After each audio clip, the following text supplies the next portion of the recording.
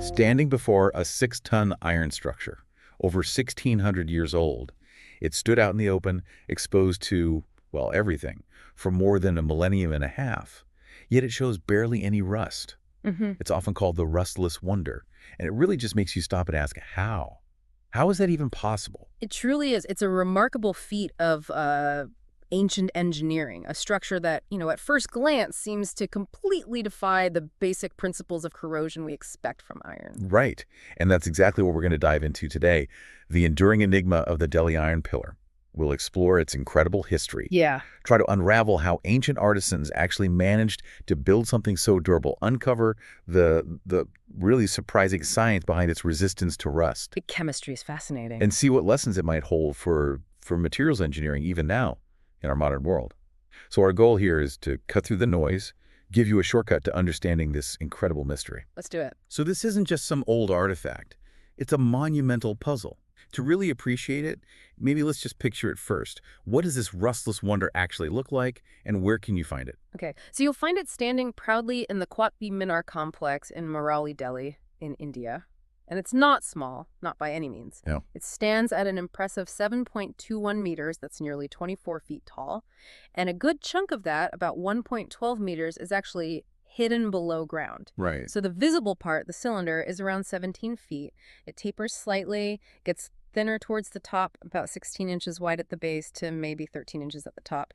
And it's crowned with this very distinctive bell-shaped capital, about a foot high. And the weight you mentioned, 6 tons. That's just staggering. Around 6,500 kilograms. Yeah, exactly. Over 5,800 kilograms just for the main body alone. It's hard to wrap your head around that scale for something so ancient.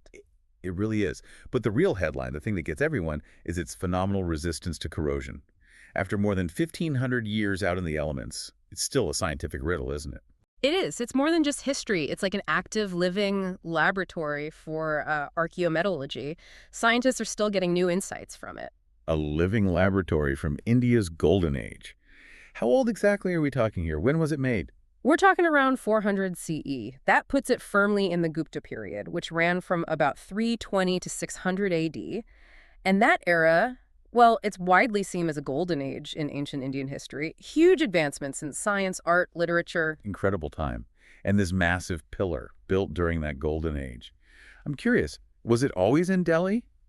Or did it, travel? That's a great question. Its original story is fascinating. It actually started life as a standard of Vishnubhaja for a Vishnu temple on a hill called Vishnupadagiri. Vishnupadagiri, where's that? That site's been identified as modern Udayagiri, which is in central India. And we even have archaeological clues like these bas-reliefs in Udayagiri Cave 6, dated to 402 CE, that actually show the pillar's capital, so it confirms its original home. Wow, actual pictures from the time. That's amazing. And I read there's an inscription on the pillar itself mentioning a King Chandra. Who was he? Yes, the oldest inscription, it's a 6-line Sanskrit eulogy, about 7 feet up, credits King Chandra with creating it for that Vishnu temple. And through some pretty meticulous historical and linguistic detective work, King Chandra has been conclusively identified. He's Chandragupta II Vikramaditya. The Gupta king? That's the one. A major ruler, reigned from 375 to 415 CE, and fittingly, he was a devoted follower of Vishnu. Okay, so it starts in central India, dedicated to Vishnu by Chandragupta II, but it ends up in Delhi. How did that move happen? Was it some huge single operation? Well, its relocation to Delhi is actually still debated by historians. Some think Sultan Iltutmish moved it in the 13th century. Okay. Others argue it was moved earlier, maybe by the Tomara king Anangapala around 1050 CE. But honestly, regardless of exactly when or who moved it, its journey really highlights the complex, intertwined history of religious, political, and cultural shifts in India. That's a really good point. The very fact that this massive, significant object was preserved and moved, not just destroyed or ignored, really speaks volumes about its enduring value. It's a testament to human ingenuity that survived all these changes. That's profound, how a monument can sort of transcend its original meaning and become a symbol across different times. I mean, it's considered one of the most important objects in Indian history, right? Yeah. It's even on emblems of places like the National Metallurgical Laboratory today. Absolutely. It's become a powerful symbol of India's metallurgical pride and heritage. No doubt about it. Okay, so we know how old it is, where it came from, but the next massive question that just hits you is, How on earth did they even build a 6-ton iron pillar 1,600 years ago Yeah. without modern cranes, modern tools? Especially since, as you said, large-scale iron casting wasn't really a thing in India until much, much later. This is where the ancient Indian ingenuity really just blows you away. The pillar wasn't cast. It was created through an incredibly sophisticated process called forge welding. Forge welding, what does that involve? Okay, imagine hundreds, maybe even thousands of smaller chunks of wrought iron, each one maybe 40, 50 pounds. They'd heat these lumps until they were glowing hot, practically white hot, Right. and then hammer them together again and again and again, forcing them to fuse into one solid piece of metal. If you look really closely at parts of the pillar today, like the bell capital, you can still see these faint hammer marks. It's physical evidence of this unbelievable manual labor. Thousands of pieces hammered together by hand. That sounds Wow. monumental. Almost unbelievable for that time. It truly was. Metallurgical studies suggest the main body was probably built using a vertical forging technique. So they'd add these heated lumps and hammer them down as the pillar grew taller and taller. Wow. Finishing touches might have been done with the pillar laid horizontally. And even that intricate bell capital, it wasn't one piece either. It's an assembly of several forge-welded parts cleverly shrink-fitted onto a central hollow shaft. They even found traces of lead, maybe used as a kind of solder or filler. So not cast at all then, despite maybe one odd mention. Right. While one study briefly noted something that looked like an as-cast structure on a tiny bit at the very top, the overwhelming scientific consensus is absolutely clear. The entire pillar is a forge-welded wrought iron object, a colossal one. So this wasn't just, one master craftsman hammering away. This must have been a huge, highly organized operation for its time, like an industrial project. Precisely. You can't forge weld thousands of lumps like that without what you'd call a highly coordinated, large-scale industrial operation.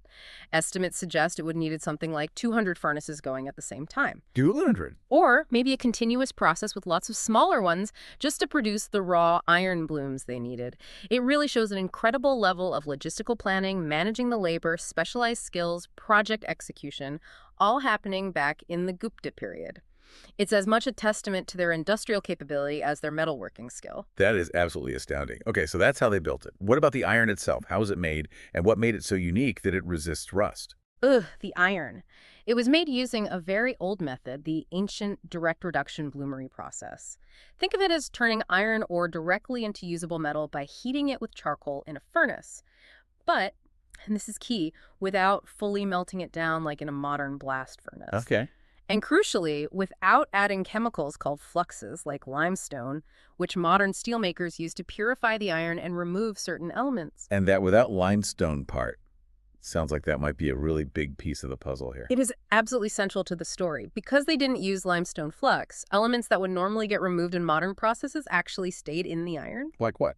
The resulting iron was incredibly pure in one sense, up to 99.7% iron, and very low in carbon, only about 0.15%. But here's the twist.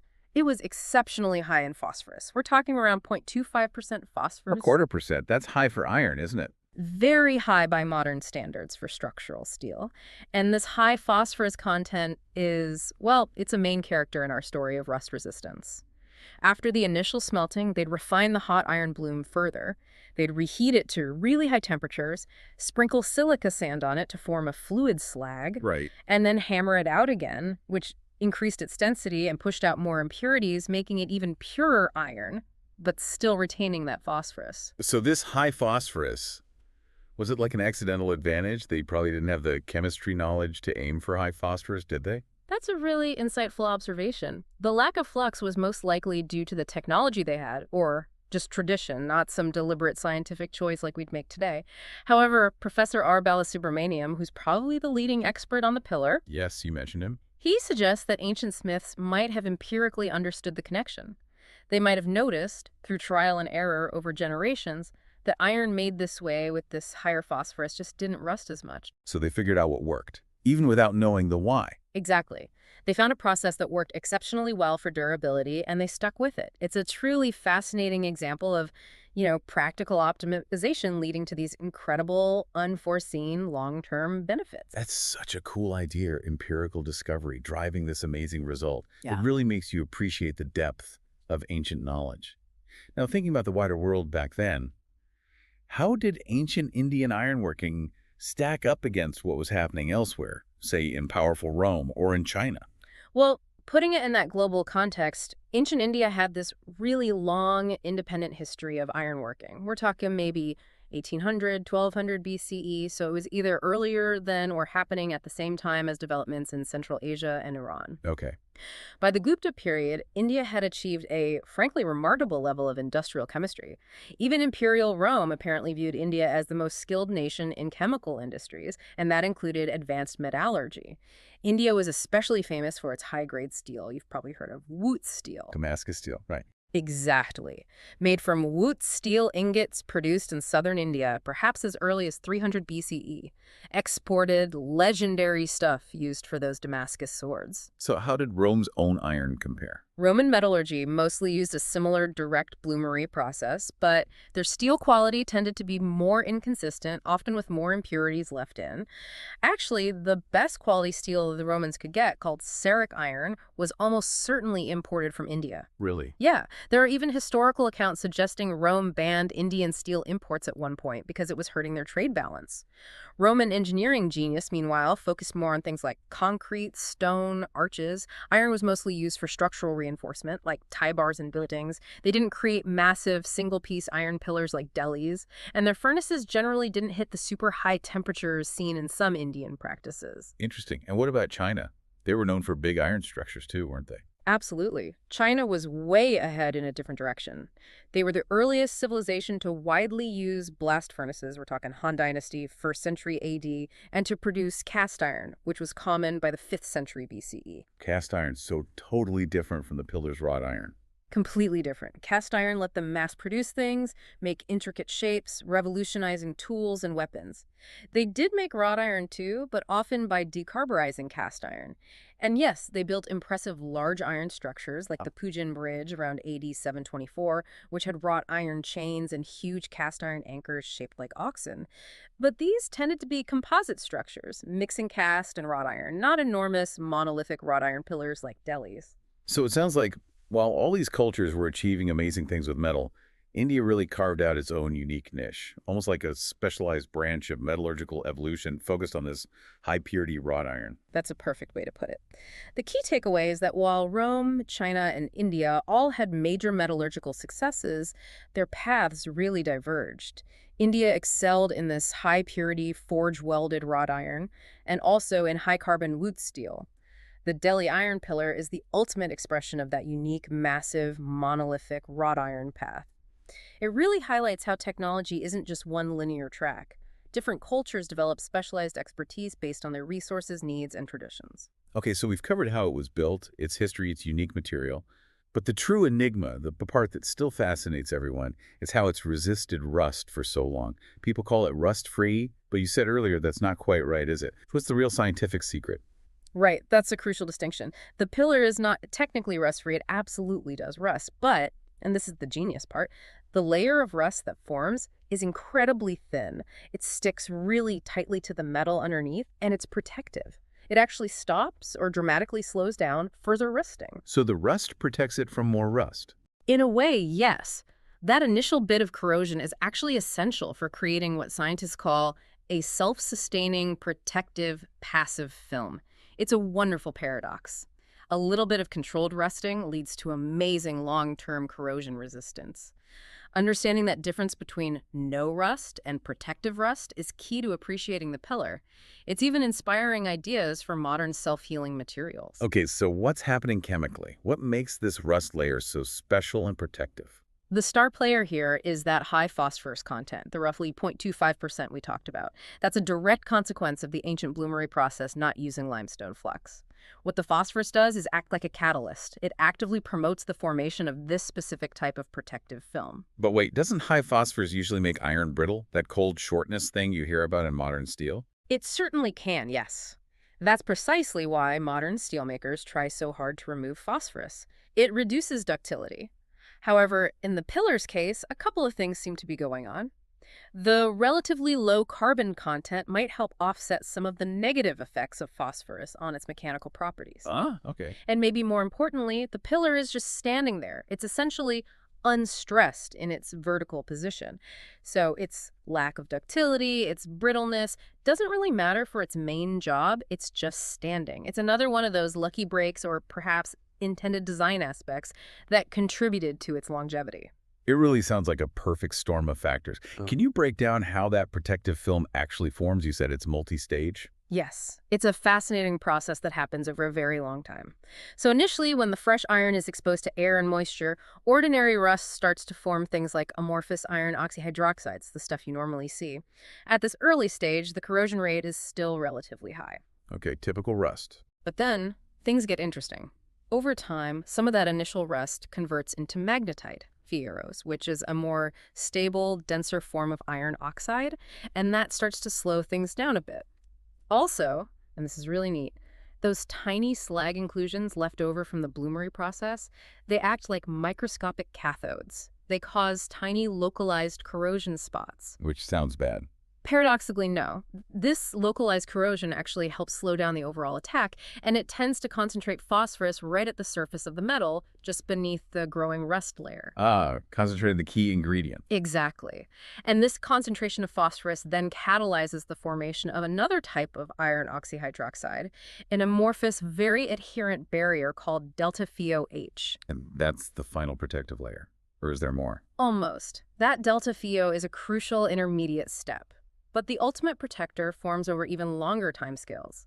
The phosphorus near the metal surface slowly reacts with moisture in the air, forming tiny amounts of phosphoric acid, ESP. This acid then reacts with the iron oxides and the iron itself, leading to the precipitation of a very specific, very stable crystalline compound, iron hydrogen phosphate hydrate. FiPo-0.4 each over. Yeah, that's a mouthful. It is.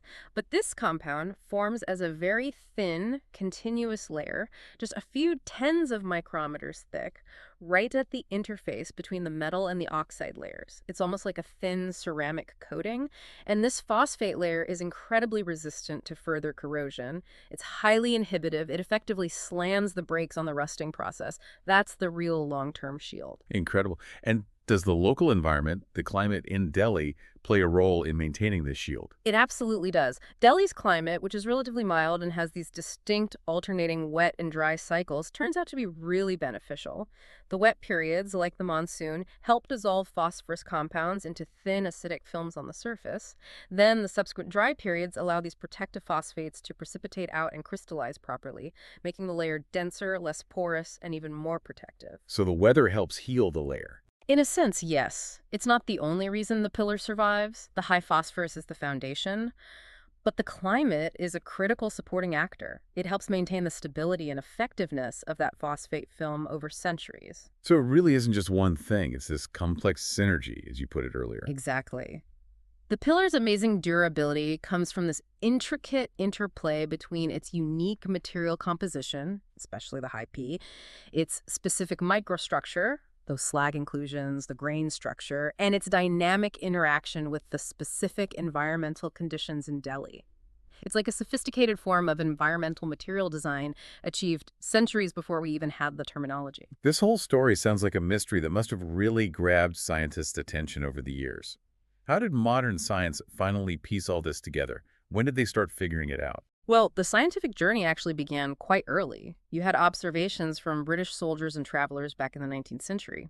A key early figure was James Prinsep, who published the first really important paper back in 1838. He got a reliable rubbing of the inscription and translated it. Okay, early days. Then, in 1912, a very distinguished metallurgist, Sir Robert Hadfield, did the first proper modern analysis. He identified it as high-purity iron and took early measurements. His findings were later confirmed by Dr. B.B. Law, who was the chief archaeological chemist for India in 1945. And I remember reading about a big moment in the 1960s. Yes, that was crucial. In 1961, the pillar was actually excavated from its base for chemical treatment and preservation work. This gave scientists a unique chance to examine the entire structure, including the buried part, in detail. So they could get samples? Exactly. They obtained a relatively large iron sample, which was then sent to the National Metallurgical Laboratory, NML, in Jamshedpur in 1963. They did detailed chemical analysis, spectrographic tests, electron probe microanalysis, confirming that astonishing purity and the low carbon content, plus the high phosphorus. Later, in 1989, there was exhaustive, non-destructive testing using ultrasonics.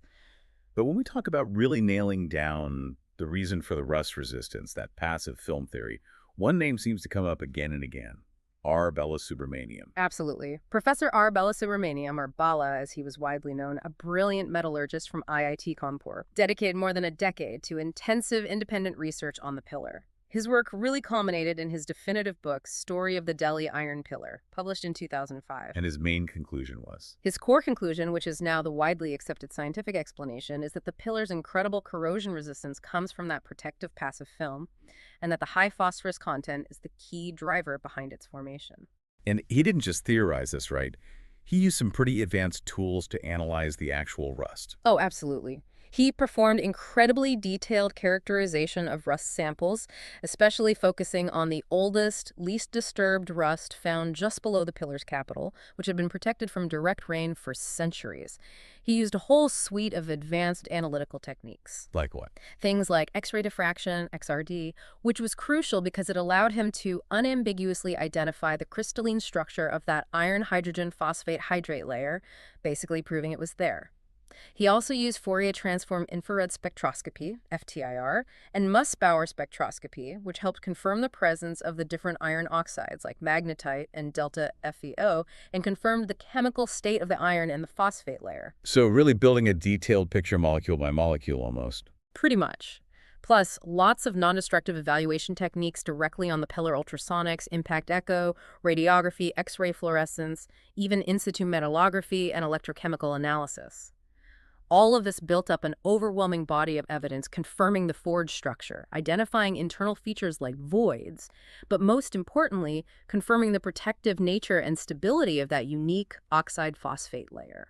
And all this rigorous science from him and others was pretty important in pushing back against some of the, let's say, wilder theories about the pillar, wasn't it? Yes, absolutely crucial. His meticulous, evidence-based scientific work, combined with that of other researchers, was vital in debunking pseudoscientific claims. Things like Eric von Daniken's suggestions in Chariots of the Gods about extraterrestrial involvement. Right, the ancient astronaut stuff. Exactly. The science firmly established the pillar as a remarkable achievement of ancient Indian ingenuity and metallurgy, grounded in understandable, albeit complex, chemical and environmental processes. It was a real victory for careful science over sensationalist speculation. So this incredible ancient marvel, just standing there quietly for centuries, it's obviously more than just a historical curiosity. What real lessons does it offer for us today? For modern metallurgy, material science, what are the bigger takeaways? This is where the pillar gets really provocative for modern thinking. It fundamentally challenges some current practices. Primarily, it demonstrates that phosphorus-rich irons can actually offer excellent atmospheric corrosion resistance. It was the opposite of what modern steelmakers usually want, right? They try to get rid of phosphorus. Exactly. Modern steelmaking focuses heavily on removing phosphorus because it causes that cold shortness, makes steel brittle, which is bad for many structural applications. But the pillar forces us to maybe reevaluate phosphorus's role. Perhaps in specific applications where atmospheric corrosion resistance is the absolute top priority and maybe high ductility isn't critical, phosphorus could actually be beneficial. That's a huge potential shift. What about sustainability? Does this ancient way of making iron have anything to teach us there? It absolutely does. Remember the ancient direct reduction bloomery process. No coking coal, no limestone flux needed. Right. It offers a potential model for more environmentally friendly iron production. Compared to modern blast furnaces, which are massive consumers of energy and generate significant CO2 emissions and pollution from mining flux materials, the bloomery process is inherently simpler and potentially much greener. It's incredibly relevant as we desperately search for more sustainable industrial methods today. That's fascinating. It also seems like it could open up new possibilities for resources we already have. That's another really interesting angle. If we can better understand and maybe even learn to utilize the corrosion resistance of phosphoric iron, it could potentially lead to the useful exploitation of vast global reserves of high phosphorus iron ores.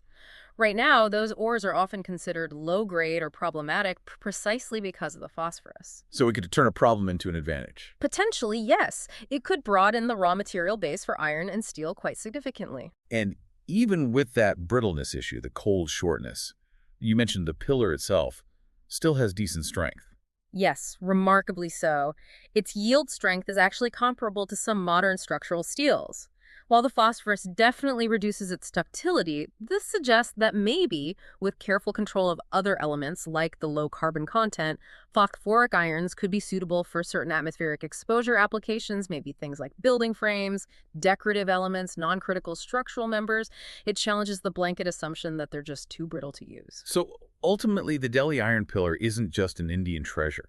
It feels like it's part of humanity's shared heritage, ingenuity of figuring things out. Beautifully put. It's an unparalleled testament to the skill and knowledge of ancient Indian metallurgists. It clearly establishes ancient India as a major global center of metallurgical innovation, right up there with any other civilization. And it's a powerful reminder that sophisticated technological achievements have emerged from all sorts of diverse cultural contexts, often driven by deep empirical knowledge and long-standing traditions, not just the kind of theoretical science we rely on today. It's a crucial piece of our global story of discovery and invention. So to wrap up our deep dive then, the Delhi Iron Pillar, it's not some unexplainable miracle. It's a product of truly advanced ancient technology working in this remarkable synergy with its specific environment. Its incredible longevity boils down to that thin, stable, protective film of iron hydrogen phosphate, born from its unique high-phosphorus recipe, made possible by the ancient bloomery process, and then nurtured over centuries by Delhi's unique wet and dry climate cycles. It really shows how a seemingly simple ancient object can hold such complex chemistry and profound lessons. What looked like magic or mystery is now, beautifully explained by careful scientific investigation. And maybe this leaves us, and you listening, with a final provocative thought. The pillar achieved this amazing long-term durability by, in a way, embracing an element phosphorus that modern metallurgy often fights hard to remove. It let that impurity work with the environment to create protection. So what other so-called impurities or maybe seemingly detrimental elements or processes might actually hold the keys to completely new, sustainable, and durable material solutions if only we could understand their full synergistic potential?